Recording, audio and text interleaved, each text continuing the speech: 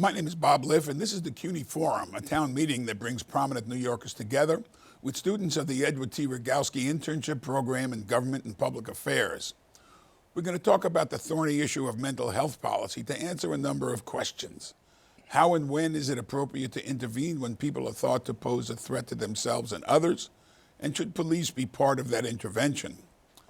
What should the city or state do to provide effective policies that both protect taxpayers and the individual? Are existing programs, many that have been announced with great fanfare, working? This issue forces itself into public consciousness most acutely when there's a dramatic incident, whether it's the mass murder of 18 people in Lewiston, Maine, where the perpetrator had multiple contacts with police and health authorities, but still was allowed to purchase an automatic rifle he used in the killings, or the case of Jordan Neely, a homeless street performer who had been diagnosed with autism and schizophrenia, and he was choked to death on the subway by a man who said Neely had been acting in a threatening manner to straphangers. It's a fact that mentally ill people are more likely to be victims than perpetrators of violent crime. But ever since the movement 50 years ago to deinstitutionalize the mentally ill, we continue to confront how society, the government, families, police, you name it, should deal with a problem that's not going away. We're joined by four New Yorkers who deal with this issue from a variety of perspectives. Assemblywoman Corinne Reyes sits on the New York State Assembly Health Committee, representing a Bronx district that incorporates Parkchester and Soundview, and is a registered nurse. Mustafa Hussain is an assistant professor of health economics at the CUNY Graduate School of Public Health, whose work focuses on mechanisms of social inequalities in health, including psychosocial factors in shaping the health and well-being of vulnerable populations in urban areas. Carolyn Reinbach-Wolf is a senior partner at the law firm of Abrams Fensterman, where she heads up the largest mental health law practice in the nation, supervising a team of intervention specialists faced with these decisions. Chris Norwood is the founder and executive director of Health People in the Bronx, the county which has among the highest levels of depression in the nation, where her work in combating diabetes and other chronic diseases has revealed how high blood sugar is a factor in early onset of dementia. Carolyn, set the stage for this, if you would. You're faced, maybe not on a daily basis, but on a regular basis, with having to make decisions about intervention with individuals who are showing obvious signs of mental illness and having to make a determination as to whether or not that warrants removal. Well, my niche within my law practice is to work with families who have family members, loved ones who are exhibiting serious mental illness or substance abuse, and they come to us to ask, how do they manage the system? How do they work within the system, whether it's the public system or the private system? And one of the things we do is to stage in-home interventions with individuals who have serious issues that the family is, with which the family is concerned.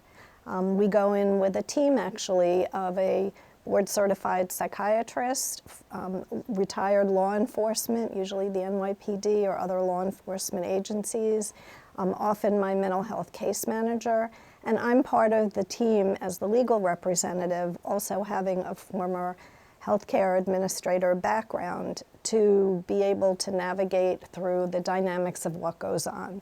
If the person will come with us privately, then we know where the beds are in the city and we can direct people to a hospital where they may, or their family may choose for them to go, or we have to call 911 and have EMS respond. But very important in working in that team environment is language, is the conversation or the words that are used. And that's why any talk of having a public response team requires huge amounts of education and training. We do a very extensive prep before we go in, but it's all about language and conversation. And you need not only law enforcement trained as to how to enter a home, enter a person's space, what buzzwords to use or conversations to have, and you need mental health professionals who know how to navigate through a crisis situation. Chris, you and I have worked together, and some of the work in terms of precursors of mental health crises, of dementia, of Alzheimer's being linked to high blood sugar. But it's also, the other analogy is that the studies have shown that early intervention, whether it's with diabetes or it's with mental health, prevents further complications. The system is not as good on early intervention, is it? Well, in this case, it's almost non-existent.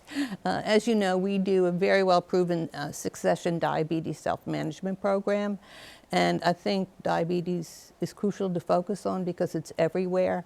In some districts now, 20% of people have diabetes. There is a very high depression and anxiety rate with diabetes. With this self-management program, you can train peers from the community to deliver it effectively, and it really helps people bring down their blood sugar. That helps bring down their depression level, but also for the future, it really provides them a measurable protection against Alzheimer's. High blood sugar now is very well recognized as a very important preventable cause of Alzheimer's. Mustafa, when you look at the economics of health, and we're talking about mental health, but it's it's kind of across a broad section of health. Are we investing in the wrong things? Are we? I'll leave it there. Yeah, I think one important thing that I don't know if we're doing well enough on in thinking about this and other problems as well is framing and stages of intervention and policy entry points.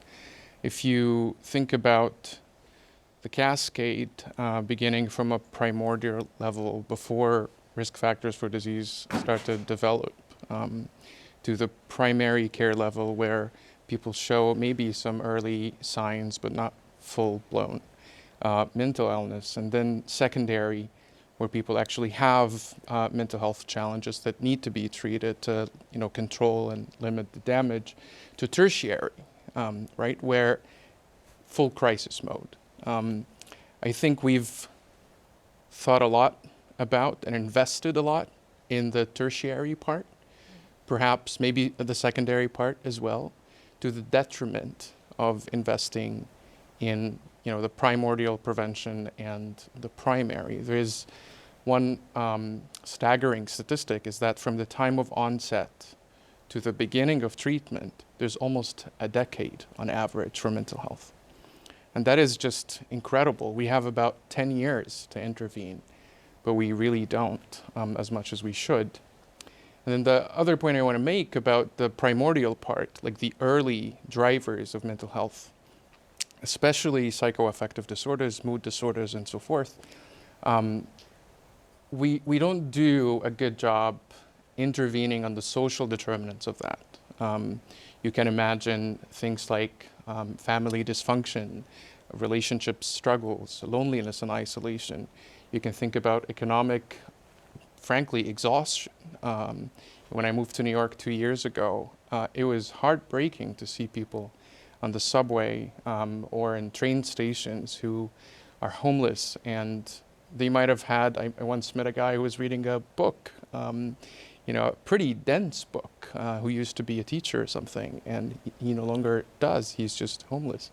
And so facing and considering intervention, investing in interventions at the primordial level towards improving, reducing housing insecurity, improving financial security, securing access to healthcare, especially at the primary level, are things we don't do well enough. Corinne, this question of continuum of care is frankly critical.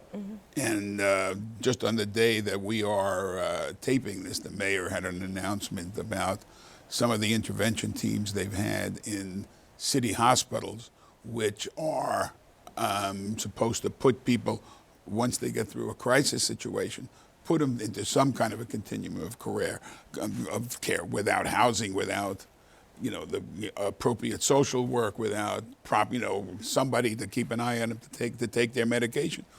But this tension between a police response and a medical response is certainly played out by an activist community that is very suspicious of police involvement in mental health responses. Well, I think that when we respond to people who are in mental health crises, who need help, what the advocates have been saying is that we should be sending in trained professionals and not necessarily the police. And that's the premise behind policy pieces like Daniel's Law, which is now a task force, a study that we're looking into. But I think it's difficult to separate the two because sometimes folks who find themselves in mental health crisis are also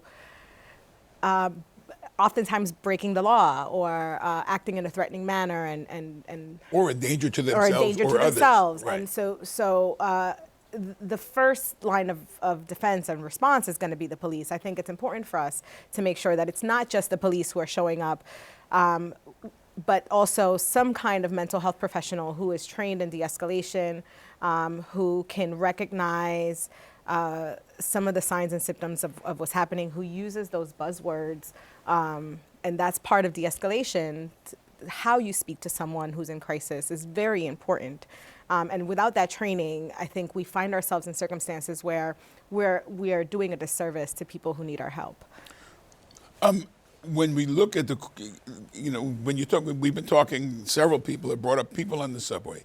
That's where a lot of New Yorkers come in direct contact with people who appear to be, to our untrained eyes and experience, involved in some kind of a mental health episode, breakdown, demonstrating, and we don't know how to respond. The case of Jordan Neely was an extreme case in which a man grabbed him from behind and he died as a result of neck compression. And the broader political world, the media world, reacts in a way that kind of blurs a lot of, I'm going to start with you on this, that blurs a lot of these sensitivities, subtleties, and everybody jump in. So, yeah, well, I think that the public should not be taking a position of being vigilantes, right? There was an appropriate response at that time. If Jordan Neely was posing a danger to himself or to others, the appropriate response would have been to look for help or get him help, whether that be, flagging the police or calling an ambulance, whatever the case might be. Nobody should ever be taking the law into their own hands. And I think that's what caused the outrage publicly. And kind of brought to a head some of the challenges that we're facing, frankly, as a nation when it comes to our response with mental health. And I'll say this to what Mustafa said.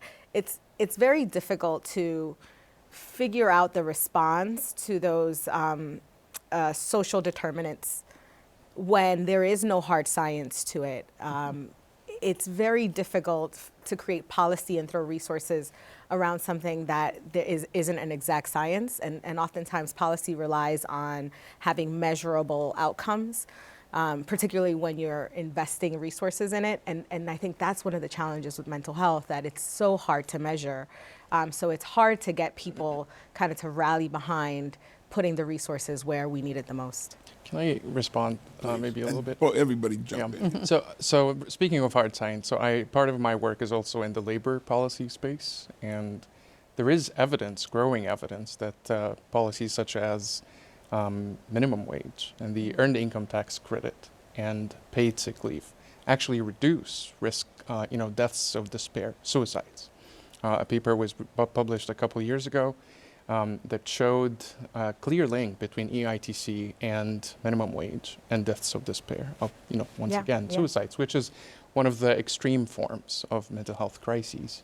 And I think the evidence base has grown so much over the last at least 20 years or so in public health, but also in other social sciences that study policy effects, that show a robust connection between public policies in the labor market, public policies that do social and economic protection for And families. in the housing market. And in the housing market, absolutely. Which is why we see the rates of health. depression so high in communities like ours in the Bronx, where there's deep poverty, and Yeah. it's, and it's hard to oftentimes to convince some of Yes. our colleagues that those should be the challenges and the issues that we should be tackling Yeah. in order to make incremental Yeah. impacts No. on mental health. Well, I think, though, we have to also look at being, whether we want to be proactive or reactive.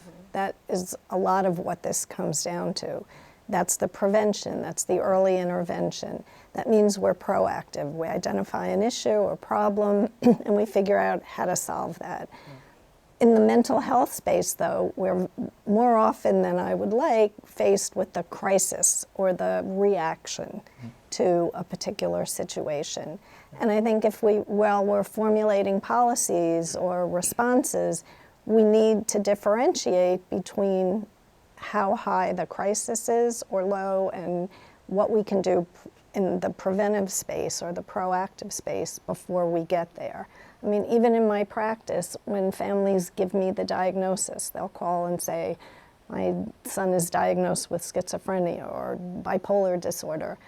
My response is, that's interesting and that's for the clinicians to deal with, but I'm really more interested in the signs and symptoms and the behaviors, because that's where very often the intervention can be the most helpful. But again, it circles back to training and education. What do you do with those symptoms or behaviors when you're in a crisis? And back to the team issue. I think, yes. I think one thing that the public finds extremely baffling is that we are spending a lot of money, but we're not getting outcomes. Somehow, actually, we were at a forum with the health commissioner the other day, and the reporter asked, who exactly is in charge of mental health in the city? Because there's 4 or 5 agencies. As a state legislature, if you saw one policy that you would like to see, that you thought would help, would it be more long-term beds? Would it be something else? What would you say? Definitely, I think the fact that we have seen a significant reduction in inpatient beds for mental health treatment is important. But I think, Especially in the private hospitals. particularly Also in the public, but especially in the private. absolutely, there just is nowhere to put people who need treatment. But I think Mustafa makes a great point, and I think we really need to focus on those social determinants to address some of the need. I mean, one of the issues that we have also is lack of underinsured or uninsured people who just have no access to healthcare at all.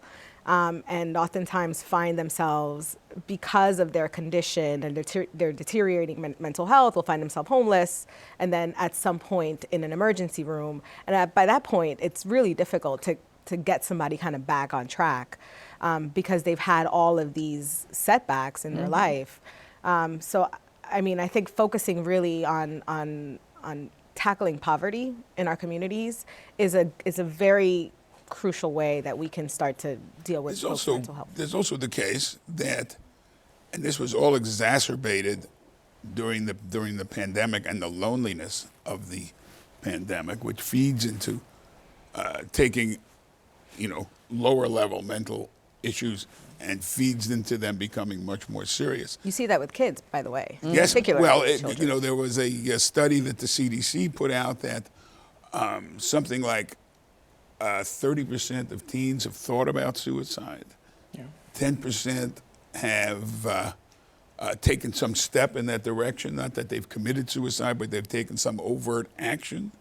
They've seen, they've actually measuring sadness, which is kind of a contributing factor in how individuals who are feeling alone, and that became, that kind of feeds on itself. So, we're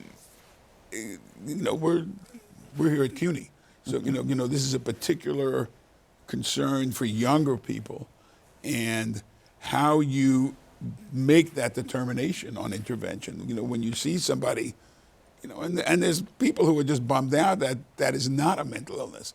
There are people, you know, the link between violence and mental illness, the overwhelming vast majority of violent crime has nothing to do with mental illness, and has to do with bad people, committing crimes. But there's obviously a stigma that's attached. In some ways, it's easy to attach a mental health. But how do you deal with? How do you, you have to deal with this. What's the difference? How do you make this soft science determination when this sadness, this, suicidal ideation, thinking about suicidal, moves into a more serious direction? Well, just to go back a little bit, is I have seen where you can train lay people to identify risk, or what we call red flags. We can train teachers, we can train parents, we can train community leaders, we can train clergy to be able to identify when there's a possible risk, and then what do you do about that? What are the next steps? The problem, though, is, as you've mentioned, the community resources. We opened up the doors of state hospitals way back when, which was a good idea, except there was nothing on the receiving end. You have to have something on the receiving end. You have to have housing. You have to have community programs. There's a big shortage of mental health professionals, psychiatrists, psychologists, therapists. We should be funding those programs so that people who have an interest in this area can specialize. You also in have it. to pay workers. I mean, there's a remarkable shortage of workers in the mental health field. Well, nobody wants to do and they're it. underpaid. Right, nobody wants to do it. It's I mean, a very you used to work difficult with the nurses population. union, so I'm preaching to the choir. So, Well, we see this in the hospital all the time, right? And you read the stories of folks that come in the emergency room, they're held there for a few days, they're not stabilized and they're sent off. Not every clinical professional is a mental health professional. When the emergency room is overburdened and overcrowded and you have all these other emergent situations happening, the last thing you're thinking about is, the guy who's acting up, or they see it as the person who's acting up, right? And they'll do the best they can and medicate them and then send them on their way. And this is what causes this revolving door, because it's a very difficult population to work with. And frankly, the people who are passionate about it, the few of them who are passionate about it, are underpaid. And even if they wanted to stay in the field, can't. And this is what we see across the social services in the city, particularly because they're contracted out to a lot of nonprofits where they just don't get paid well and people don't stay to do the work. So we don't have the workforce to handle the need. So even though people are underpaid to do mental health services, it seems that mental health services are very expensive. Out-of-pocket spending on mental health care is more than double out-of-pocket spending on physical health services. It's almost, in New York State, it's almost $1,400 on average per year per person, relative to about $650 for physical health services. And despite payment parity, despite coverage of mental health services under essential health benefits with the Affordable Care Act and the state basic health plan and all of that, people still cannot get services. The copay is about the same, the co-insurance is about the same %, but you have no providers in the network, or few providers, and those are not very much connected to the hospital if people go into a crisis mode. And so there is almost like a breakdown in the networks in which people should be able to receive these services, from primary care level into hospital care and so on and so forth. Well, I think since we all acknowledge that breakdown, we should look a lot harder. I don't like the word low threshold. It sounds as though, but we should look a lot harder at community solutions that can be very, very helpful. Again, I'm talking about peer education and how peers can really bring people together. It's not a mental health program, but people feel so much better. They have so much less depression. I mean, with kids, I sometimes wonder if Little League isn't, one of the major mental health programs. It brings the families together, the kids together. And we really, really need to, every day I see the state announcing, we're going to put X millions in this and hire all these people. And I have a phrase in my mind, it's the same every time, oh no you're not, because those people won't be hired. So let's start to look at how we can make progress as much as we can in other ways. Good. I just picking up on that. There is I teach a class in health policy at my school, and one group of my students did a project on social prescribing in the UK, and where it's designed primarily, especially for older adults, but it can work for the general population, including children, of course, where you have arts on referral, you have exercise on demand Exercise, that the very. healthcare system refers people to and pays for it, right? And so in New York State, we had a program called DSRIP, the Delivery System Reform Incentive Payments, which tried to innovate in Medicaid, especially under Medicaid umbrella. And one of the things that a program, it ended in 2019, but I think building on the results that we learned from it, we can potentially use healthcare dollars to pay for housing as an intervention. Someone who is a repeat comer to the ER, we can pay for housing through healthcare dollars. It would be cheaper. It would be a lot cheaper than having them come 10 times a year to the hospital and stay and board. You know, there's a lot of boarding going on with mental health crises. Similarly, with interventions like these, even referring kids and paying for things like Little League or other youth-oriented interventions or programs that can help with their isolation or loneliness and reduce the burden at the beginnings of serious mental illness. And we can innovate to pay with healthcare dollars for that. Carolyn, you and I talked about this soon after the mass killing in Maine, and the fact that the guy who, I think his name was Card, who killed himself before he was arrested and killed 18 people, had multiple interventions with the health authorities, and the police had been to his house, and even after that, he was still allowed to purchase this automatic weapon. And we talked about, and you're the expert on this, I'm not, that we have a red flag law in New York State, which would most likely have prevented somebody from purchasing a weapon. They have yellow flag laws. I mean, it's a lower, there's a higher threshold before you can say no. Yeah, I mean, they've been shown to work for those states that have passed legislation. Red flag laws. Red flag laws. But it is cultural, it is state specific. And it's political. And it's political. And unfortunately, we see a lot of change in the law after these events happen. You can almost, in most of them, you can see it coming. If you go back and look at all these mass shootings, they were predictable. It was just the point at which somebody either paid enough attention and took action, or there was the appropriate legislation to address the action before it happened. Let me stop you for a second, because to say it's predictable, isn't that precisely the soft science that Kareem was talking about?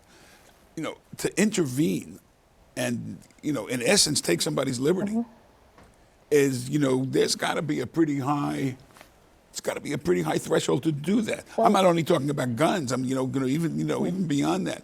To say it's predictable is, in some ways, the crux of the problem, isn't it? That's where the law bumps up against the science or the medicine. Psychiatry, especially in New York, is the only area of medicine in most other states that's so closely linked to the legal system. We have probably the most comprehensive body of mental hygiene laws in New York, and they were passed in response to the abuses. They were meant to protect people's rights.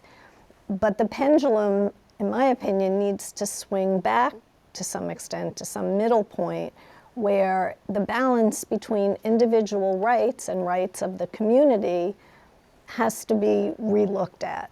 And the red flag laws, for example, or involuntary hospital commitment, there are very strict legal criteria to involuntarily commit someone. It's not just based on you have your diagnosis and these are your symptoms and you get admitted to the hospital. So I think all of that needs to be re-examined and maybe re-legislated so that we can protect the individual and we can protect the community, but balancing the individual rights with the community rights. I mean, that kind of balance is kind of what you were talking about in terms of the pendulum. Yeah, yeah, and I have to. The debates are very spirited. I mean, we were Yes. talking about involuntary hospital commitment after the mayor suggested it, and that's something I remember we were debating in conference whether to allow New York City to do that or the state. And some people are very passionate about why that shouldn't be the case. I actually argued that it's something that we should look at, because oftentimes when somebody is a danger to themselves, there is a point where you have to, unfortunately, force them to get treatment. And a key element of some of the mental health conditions is denial. Usually when they are most in crisis is when they'll tell you and they will convince you, they're very good at it, convincing you that they're okay. And that they don't need their medication, or they're fine without their medication, or I'm not going to take my medication. And I remember all of this when I was doing my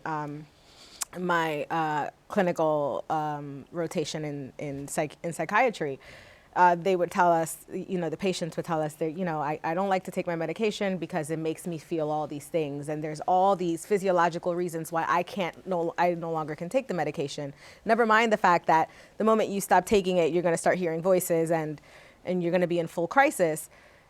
Sometimes you need to intervene more forcefully, and I think that clinicians need to have the option to do that. And there's also an element of how judges interpret the law and their ability to voluntarily commit somebody, because they can now. They can, but oftentimes they don't. And I mean, we see this in not just this, but we see it with setting bail and all of these things. There's a lot of judicial discretion, and oftentimes they don't use it as they should. Go ahead, I'm sorry. I was just going to say, back to the point that was made earlier about language and training. I think the fear of advocates who go against the directive is that it might just undermine the dignity of those with mental health challenges in a crisis mode. And so investing in language and training and getting teams And pay for the workers. For that, right, and pay for that, yeah, exactly, well, right, can go a long way in making this a more palatable intervention when it is indeed needed. But there's also a lot of misinformation out there about mental illness, about violence, about treatment, and so on. And I think that's where the education comes in. What are the realities of this, and at what stage? Is it someone at first break? Is it someone who's been in and out of the hospital continuously? And then the issue of, guns and so on. So there's a lot of forks in the road in terms of information, communication, and training when you make decisions about what laws you're going to have in place. Talking about that kind of investment, when we've seen it in across a broad a broad array, when the mayor is now talking, he's blaming the expenses of the migrant crisis, but talking about significant across the board cuts, but not the police department and not the sanitation department, which I think are pretty critical departments. That's, where's it going to come out of? I mean, it's going to come out of some of these programs. Probably it's going to come out of a lot of things that would prevent or ameliorate very expensive ongoing crises. I mean, truly, that's where it's going to come out of. So, let me take a question. Tell us your name and your campus, please, and speak up. Hi, my name is Yusra Khan, and I'm from York College. My question is is it ethical for medical professionals to cut or create body parts for young people who are going through a mental health crisis? Is it ethical for them to do what? To cut body parts or to create new body parts? I'm not sure I understand the question. It's about gender identity and Okay. gender reassignment surgery. I understand. So you're talking about gender reassignment. Clearly gender confusion, gender dysphoria is linked to mental health challenges, but I'm not sure I know how to answer that question. I don't know if you say it's ethical. I know that when an individual decides to go through transition, oftentimes they are also followed by a lot of counseling before a doctor can sign off on whether it be hormone therapy or any kind of surgery. So oftentimes there's some guardrails to make sure that an individual who's making these decisions is making them with the understanding that, you know, some of these are irreversible and they want to make sure that this is exactly what they want. I don't think a medical professional makes this decision in a silos. Usually it takes a significant amount of time and other professionals to kind of weigh in. But, you know, usually the word ethical, I think, is I really appreciate the use of the word ethical, whether it's in the gender dysphoria, but also this intervention question and the debate, you know, where Ed Koch wanted to institutionalize people, you know, Lindsay wanted to deinstitutionalize people. Giuliani saw it as a strictly police response. Mayor Adams started out by kind of forcibly removing people from the streets, and has also invested city money in response teams that are not necessarily police oriented. You know, are these ethical considerations for doctors and stuff? Some are ethical, and New York has a very strict informed consent statute under the public health law and under the mental hygiene laws. So, as has been said, you have to meet that legal standard of having capacity to make decisions about medical procedures, medical questions, medication. You have to have what's called capacity in order to give or withhold informed consent. And doctors, as part of their training, are trained to have those conversations. Under New York law, it is the responsibility of the physician to have that informed consent discussion, where they are legally required to lay out the risks, benefits, and alternatives of the proposed treatment. And so, you know, that has to take place before any sort of medical procedure, certainly an interventive type of procedure gets done. And, you know, as was said, it's not done in a vacuum. It's generally, especially that type of surgery, it's done with a lot more probably mental health input and medical input before a decision is made. I'd like to very seriously mention an issue where our whole medical industry is completely out of control that involves surgery, and that is that New York State has had a 100% increase in diabetes-related amputations in 10 years. Even the ADA says 85% of these amputations are avoidable through appropriate early intervention in people's diabetes care. The state has watched and the city has watched 50,000 people have their legs, feet, and toes cut off. No health department says anything. There is no movement to bring this under control, which can happen. And if you talk about depression in communities, if you go to low-income communities, you see wherever you go, people in wheelchairs who don't have their toes, who don't have their feet. Everyone there knows what it is, knows what it says about the lack of caring to have a coherent, responsive medical system for them. And I think it is one of the chief issues that should be brought up by the Assembly Health Committee and force the state to make an appropriate plan. The commissioner could order tomorrow all medical systems to make an amputation reduction plan. That also deals with a number of issues that are directly relevant here. One is that the way to avoid that is preventive care through teaching people how to lower their blood sugar. But it also seems like it's up your alley. Is the profit motives in in the healthcare system Yeah. tend not to lend themselves to the kind of early intervention we're talking about. They're multi-layered throughout the system, from including providers, including facilities, including insurers, including middlemen like pharmacy benefit managers, and so on. In fact, one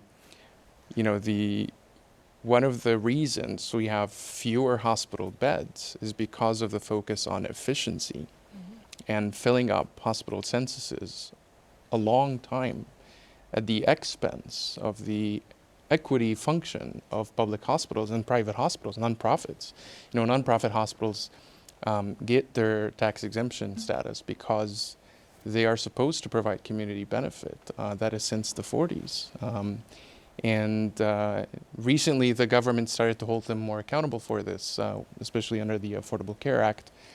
But for a long time, the pursuit of profit has come at the expense of people's needs. We mentioned earlier, how expensive mental health services are, and it's the fact that people don't get the care they need. 1 in 3 people need mental health services. About a third of those don't get the services they need, and it's not a volume problem. It is a price problem, and most reforms in New York State and across the country focus on volume, focus on value.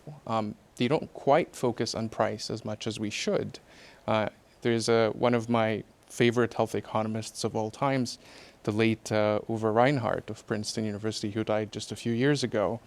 He authored a paper 20 years ago that said, it's the price stupid. That's why we're spending so much and we're not getting the outcomes that we need. 10 years later, or maybe 20 years later, another paper exactly said the same thing, very clearly.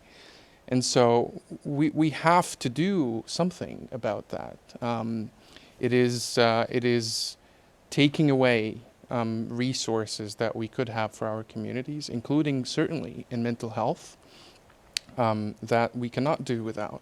It's also the case, I'm going to go to another question, that you're talking about the economics of just the health aspect of a broader continuum of social care, including dealing with jobs and dealing with housing and dealing with social work care and dealing with home care. So that situation is appalling, but only a piece of the broader problem. Well, there's also the Medicaid reimbursement is really low for mental health services, Yes. right? The cost of delivering the care is high, the reimbursement is low, so oftentimes health systems just aren't able to compensate for that gap. Especially private hospitals will therefore dump them onto Right, public and so hospitals. they decide to just not provide the care at all and get rid of the beds because it's not profitable. Yeah. And then some private insurers just don't cover it at all. Yeah.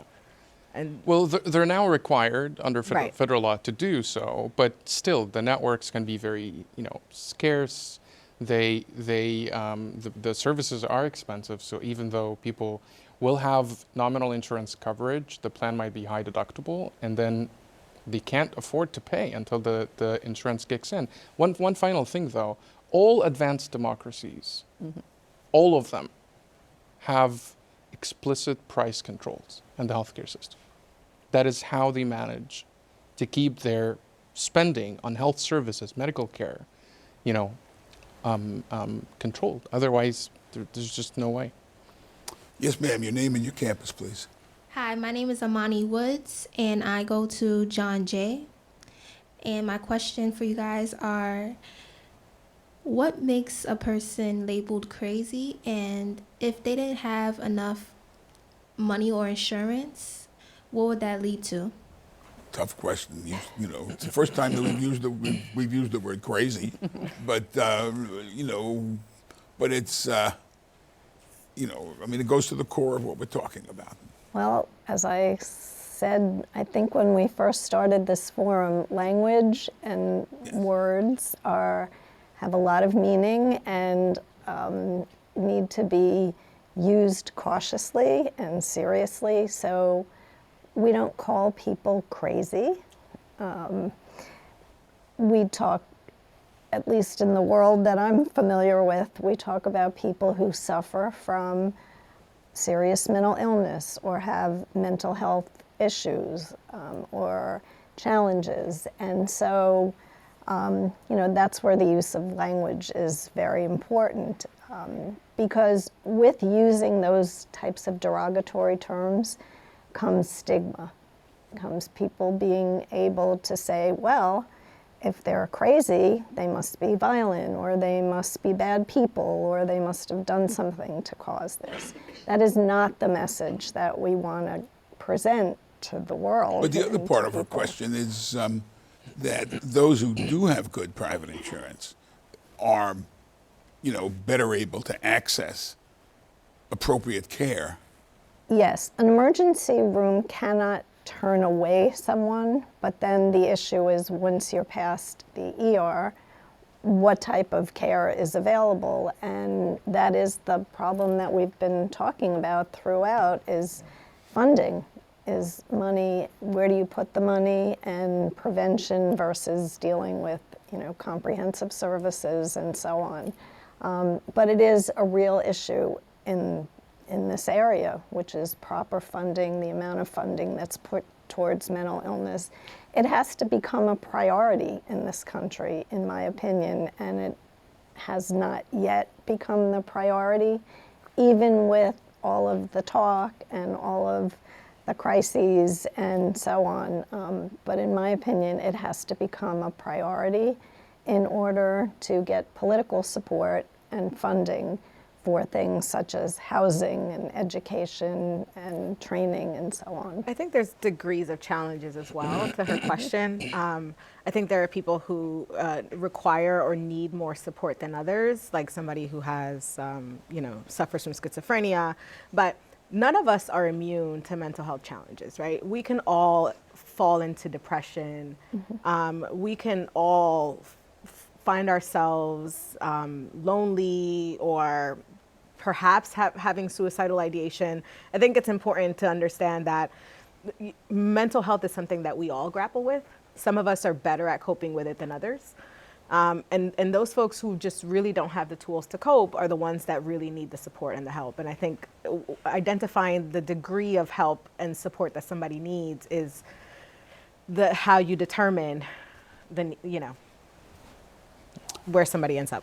Yes, ma'am. Your name and your campus, please. Hi, my name is Carol Goman. I go to Queens College. My question is, what are some obstacles or arguments that prevent from legislation on involuntary institutionalization from passing within New York State?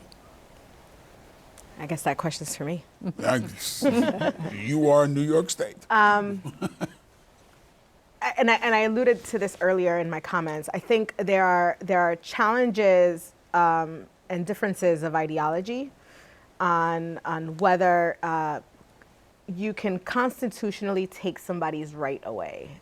And so we find ourselves kind of the medical aspect of forcing somebody who needs care to receive care, and then the legal aspect of, are we taking somebody's rights away? And like I said, those have been very spirited debates. There has been degrees of forced institutionalization in the state of New York in the past, and judges can, through the mental health court, force somebody to get treatment. That's not used often. Somebody would have to first make it to before a judge in the mental health court, but there isn't a bill to do it. We were having debates on whether the city of New York can be allowed to do it. It's hard, I guess. Let me ask you, Carolyn, because you're the lawyer here. Are there different standards in different states on when you can remove somebody involuntarily? Removal. I mean, when you intervene for and involuntary commitment, no. Right. There are federal cases that govern involuntary commitments, but each state interprets or uses language in their own individual mental health laws. So some states use danger to self or others. Some use imminent risk of harm. Some use New York as a substantial risk of harm to self and or others. But it is very subjective as to what constitutes the danger or the substantial risk of harm. So that then becomes a clinical decision when somebody presents to a hospital. But overall, the states are pretty much the same in terms of that legal standard. You know, we've got about 6 minutes left, and we see a lot of action. The City Council has a mental health action plan right now, analyzing especially levels of sadness and especially what they see as incipient threats to the mental health, growing mental health threats among young people. And this goes back to our discussion of, early intervention prevents later intervention. Where do we want to see this going?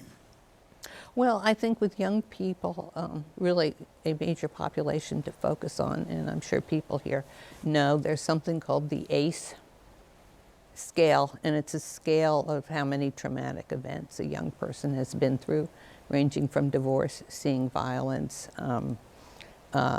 and you can almost, I don't want to say things are so predetermined, but it's not only that they will have more serious mental health problems later, or a percentage of them will, it's that they will also have higher levels of high blood pressure, heart disease, diabetes. So for young people, this kind of trauma really has a huge impact we should recognize, and there are ways to address that. I do consider the Little League one of them. But there are ways to address that, and I think if you want to focus on a population that could most benefit, you would focus on kids who had a high ACE score. I will just mention that we had a mentoring program that originally was started for kids whose parents had AIDS or who had died of AIDS. This was early in the epidemic. And they're really, most of the adults were sick. They couldn't be mentors. So one of the adults said to me, why don't we have the teens be mentors for the younger kids? And I said to myself, oh, please don't bother me. These kids are in such crisis. And then I said, there's nothing else to do. Let's try it. It worked out so well. Obviously, there was an adult in charge and there with them. But even with these kids in terrible crisis, with their parents very sick, when you said to them, you're part of the community, you can be a leader for other people, that meant everything to them. And in this program, we're in an area where 50% of kids don't finish high school. The majority of kids in this program were the first in their families to go to college. Well, you also have, as a result of that, one of the threat factors, something on the order of 25% of kids, particularly, and this is higher in poorer communities, are growing up in single-parent households. And one thing that I've been working on is so currently in the state of New York, Medicaid children who are Medicaid recipients will only are qualified for clinical services in the school if they have an IEP. And there have been... An individualized education plan. Correct. And better known as special ed. And particularly after the pandemic and after the shutdown, where children were learning remotely for 2 years, we have seen where children could really benefit from, whether that be counseling or, perhaps their parents haven't taken them to child visits. They might have problems with their vision. They, may be pre-diabetic and the parents don't know it. There's so many things that we can catch early on if we're able to provide and offer clinical services for all children who are Medicaid recipients. So one thing that we've been asking the State Department of Health to do is to submit a state plan amendment to CMS. 15 other states have done it. CMS is Medicaid, right? To Center federal for Medicaid services. Or correct. Right. And I try to learn my acronym. Your acronym. So if the state of New York were to do that, we would be able to get matching dollars from Medicaid on the federal level to kind of offset some of those costs. And it's really a missed opportunity for us. So we've been pushing the Department of Health to do that. They're doing something that's very small compared to the more broader plan that we've asked them to do. But that's something that's a way where we can start to kind of meet that need and fill that void, particularly for children post-pandemic. Just over a minute left. Why don't you kind of, take what they've been doing, and as you look around the country, you look here in the city and state. What should we be doing? I was actually impressed with the city's roadmap for mental health services. Mm-hmm. Stop 1 was focused on prevention and Also on especially veterans. We haven't discussed that, but Stop 2 is on veterans. They had a major focus because- on veterans. Yeah, absolutely. I saw several considered pieces of legislation at the city council, and I do hope that those actually make it and become law, and with continued investment. In the midst of looming budget cuts, budgets are moral documents. I think the city ought to give the moral weight to mental health that it deserves. Its due moral weight, and invest truly in the services and the proposed legislation that they've outlined in the roadmap. I do get a sense that Mayor Adams has been speaking about this more openly, more loudly than I've heard, necessarily in recent administrations. And we have about 10 seconds left. Once again, this is one of these complicated issues where there's more questions and a variety of potential answers, and we fail to address them at our peril. So thank you all, and we'll see you next Thank time you. on CUNY Forum.